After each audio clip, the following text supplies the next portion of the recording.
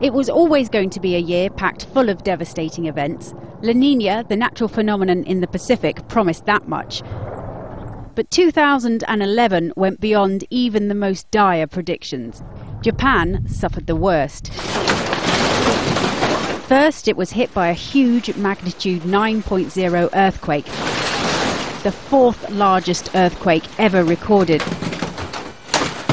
This triggered a 40-metre high tsunami that swept away entire cities, and in turn the wave triggered a nuclear meltdown, the effects of which will be seen for many years to come.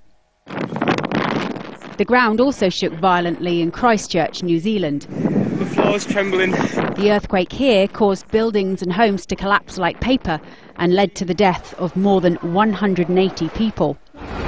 But in eastern Turkey there was a moment of celebration as a mother and her 2-week-old baby were rescued after 48 hours under the rubble. And as the ground shuddered, La Niña delivered its worst. Some parts of the world started the year underwater. Australia suffered the worst floods since the 1970s. Then, to add insult to injury, it was struck by tropical cyclone Yasi. A few weeks later, it was Sri Lanka's turn to be inundated, leading to widespread flooding and the evacuation of hundreds of thousands of people. Pakistan endured another devastating monsoon season. Most of Thailand remained submerged for weeks, and Colombia's rainy seasons merged into one. And while some parts of the globe had too much water, other parts of the world were in dire need.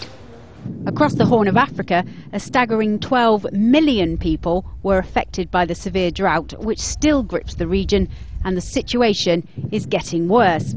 In the southern states of the USA, there was so little rain that wildfires destroyed thousands of homes. For Texas, it was the worst drought on record. Another record set in the USA was for the number of tornadoes during 1 month. April saw a staggering 753, smashing the previous record of 543 set in May 2003. Then finally, just as the year was coming to an end, more than 1,000 people in the Philippines were killed by Tropical Storm Washi. And with the La Niña conditions still present, 2012 is promising to start just where 2011 left off. Steph Golter, Al Jazeera.